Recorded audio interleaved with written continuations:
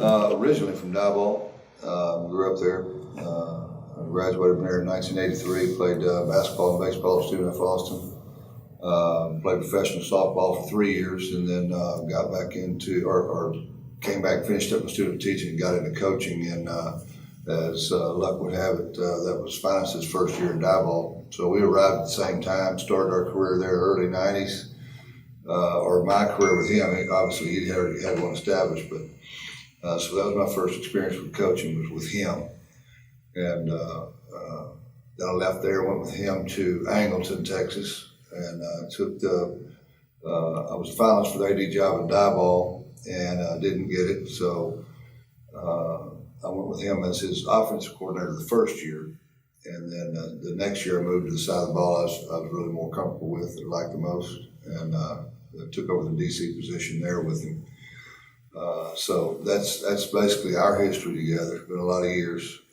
Know him backwards and forwards as he does me, and and it's just someone, when you find someone in this business that you trust, you're comfortable working with, that's a good situation. That's a fleeting thing. Yeah, because he is the job. That's it. He doesn't hunt, doesn't fish, doesn't golf. He'll fish every now and then, but he just eats, sleeps, and drinks the job. And he's also very loyal. I was very fortunate to get in the beginning in coaching and learn what importance it was to have a loyal staff.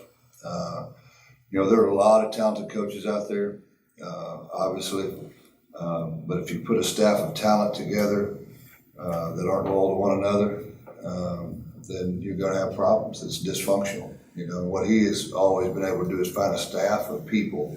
When he interviews someone, he obviously, it's important that they know the game, but it's not paramount that they know his system. He'll teach it to them. What he's looking at is the character that he's sitting across from. And I think that's what he's been best at. He's been able to take and put pieces together of people that he knows are going to be in those offices as much as they are together, that are going to get along and build a family.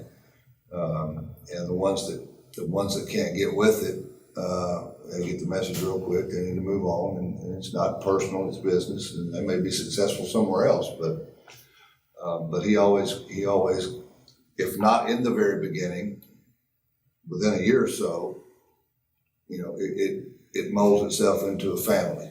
The staff does. Oh, I love it. I love the kids. This place has had great kids. The time I was here before, and great community people. Really, I've met a bunch of people here that I've been impressed with both times I've been here. And the football side of it, there's a lot of reasons for struggle, and one of them was in a division they really weren't supposed to be in. It was just an uphill battle every week. And hats off to Bruce Shard and his staff for getting those kids up and challenging them to play every week when he knew that it was a losing battle most of the time going in. But now this place is poised to become competitive year in and year out, and champions on your great years and competitive on your lean years, as opposed to top of the mountain and then bottom of the valley. Let's try to stay and keep a program across the board at a competitive level in every sport, and that's what he's about. I remember the first time I coached 1 year of junior high for him, my very first year, and then he moved me to the head basketball job that next year, and we made the playoffs, and for the first time, and I don't know what they did in the year before, and he's knocking on my door that next Saturday morning and saying, "Hey, let's go scout." Basketball. He's a football coach. It was important to him that those kids were successful in everything they do, and that spoke volumes to me back then. And he's always been that guy. When I was here at Livingston, we go to the regional tournament. There's a game before the regional tournament. We're playing at Montgomery. I hadn't talked to him, but I hadn't seen him in probably a couple of 2 or 3 months. Well, he pops up over at Montgomery from Angleton, drives over to watch my playoff game in the third round. So we've always had that relationship. I think he said in his interview, he made mention of big brother, little brother. Well, That's about as close as you can get right there. There's a lot of similarities between our families, the way we were raised by military dads, and the importance of earning your keep and accountability. And I learned it all from it. You know, it's kind of a lot of similarities. I can answer this that it wouldn't matter. He can get it done, but for him, it's better. You know, there's some hurdles he didn't have to jump, but he could have done it either way. I've seen him do it too many times.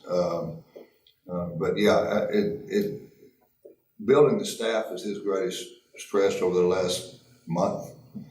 And he's got the people in place that are going to get it done now, and the people that stayed that are bought in and are going to help get it done. But once he gets through that process, then it's coaching football. And once we get to that, and you're seeing buy-in by the presence every day and the numbers we have out in our summer workouts. So it's already started. I mean, and I've seen it so many times. There's nothing new to me, but people are starting to see what can happen. And these kids are answering the bell. I mean, they're showing up, they're working hard, and the conditions they're working in, hot, muggy, without complaint, they're showing up every day. I mean, that's testimony to what he's already brought, to what the coaches are bringing every day in Garza and Sabalas, the two guys he brought in. That's testimony to their energy and their excitement, and it's real. It's not lip service. It's not fake. It's real. And finance wouldn't have brought him in if he didn't know that about those people. I trust that. But you can be at a place with tons of talent in a weak district and build a bunch of wins. That doesn't necessarily mean you're successful. Success in our philosophy is taking a kid from here to here. You know, individually. It's an individual thing. Team success, yeah, it's measured in wins. But success is having 100 kids every day.